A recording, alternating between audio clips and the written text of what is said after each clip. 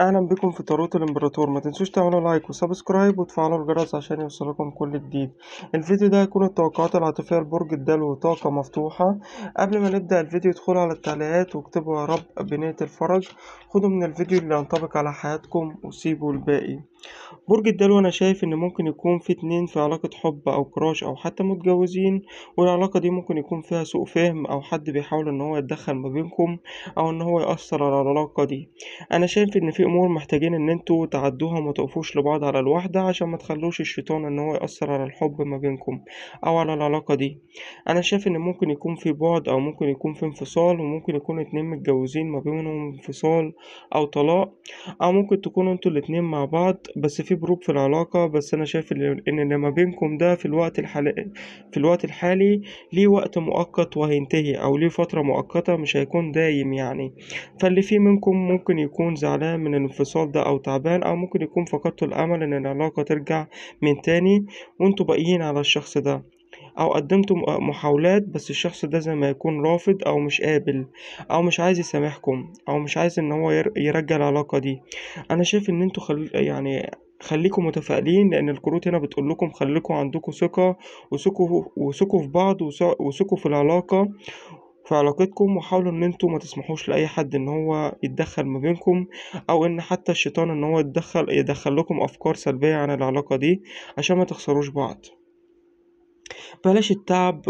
ممكن يكون في كتير ممكن من كترة الأفكار أو من كترة يعني ما انتوا يعني فقدتوا الأمل إن يكون في رجوع، ومحاولات الصلح الكتير اللي انتوا عملتوها ويعني وفشلتوا، زي ما يكون خلاص تعبتوا وحاسين إن مفيش حاجة تانية انتوا تعملوها. الكروت هنا بتقول لكم تخلصوا من الطاقة السلبية يعني اللي انتوا بتفكروا فيها أو اللي انتوا حواليكوا، وحان الوقت إن انتوا تجددوا طاقتكم بطاقة إيجابية.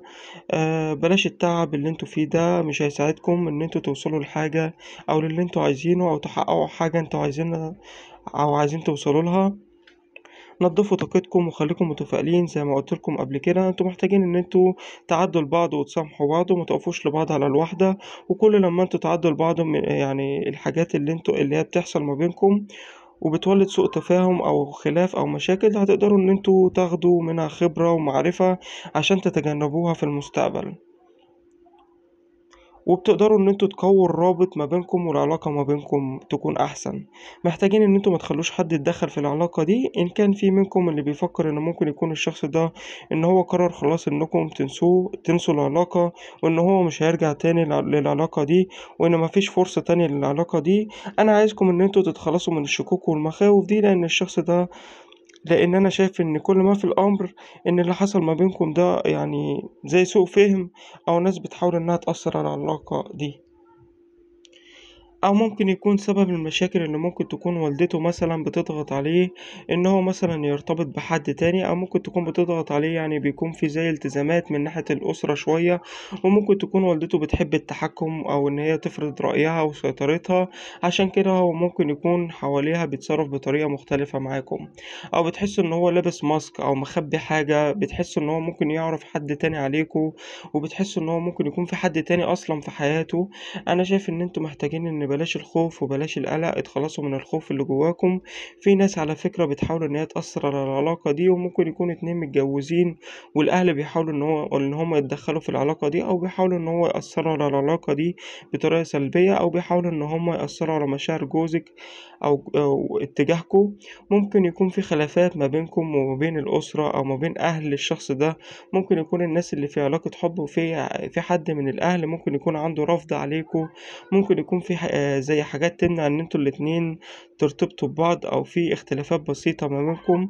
أنا شايف كمان إن ممكن يكون الشخص ده بيفكر إن هو يلمح لأهله إن هو عايز يرتبط بيكم، أو إن هو خلاص اختار الإنسان اللي هو عايز يرتبط بيه، وعارف إن ده ممكن هيتقبل الأول برفض أو بعض المشاكل أو المعوقات اللي هتحصل عشان هتقدروا إن انتوا ترتبطوا ببعض. أنا شايف إن الشخص ده هيحاول جاهدا إن هو يكون معاكم، وهيحاول إن هو يتقرب منكم ومش هيسيبكم إن انتوا تروحوا لحد تاني أو إن انتوا تكونوا مع حد تاني، لأن هو متمسك بيكم وبيحبكم بطريقة جنونية، وهيحاول يعني يصالحكم وهيحاول يراضيكم، وإن كان بتسألوا عن فرصة تانية أو عودة، الشخص ده هيبذل كل ما في استطاعته عشان انتوا تكونوا ليه، وإن هو يحقق لكم الاستقرار ويحقق لكم الحاجات اللي انتوا بتتمنوها، أو الحاجات اللي انتوا نفسكم إن هو يعرضها عليكم، زي الاستقرار أو زي الزواج أو زي نهاية الخلافات أو نهاية المشاكل، زي إن انتوا تبتدوا بداية جديدة. أنا شايف إن صبركم وتعبكم ومجهوداتكم اللي انتوا بذلتوها وتحملكم واحتمالكم مش هيروح هدر. أنا شايف إن ربنا هيعوضكم عن كل التعب اللي انتوا مريتوا بيه أو كل المشاكل اللي انتوا مريتوا بيها، وشايف إن هيكون في عندكم جود كارما في حياتكم. شايف كمان اللي ممكن يكون أثر على العلاقة دي ممكن يكون بعض الضغوطات المادية اللي بإذن الله إن هي على وشك إن هي تتحل بانفراجة، وإن يبقى في تحسن في المادة، أو ممكن يكون في مشاكل في الشغل. إن المشاكل دي والمشاكل دي هتهدى شوية أو هتتحسن. بس أنا شايف إن في الوقت الحالي اللي انتوا فيه اللي انتوا في الوقت الحالي انتوا الاتنين محتاجين ان انتوا تهتموا بنفسكم وبشخصيتكم وبمظهركم. بس انا شايف ان هيكون في فرصة تانية وبداية جديدة للعلاقة دي بإذن الله، وهترجعوا لبعض لو انتوا منفصلين، وهتبقوا احسن من الاول، وبإذن الله هيكون في زواج، فما تقلقوش. لو عجبتكم القناة ما تنسوش ان انتوا تعملوا لايك للفيديو واشتراك في القناة.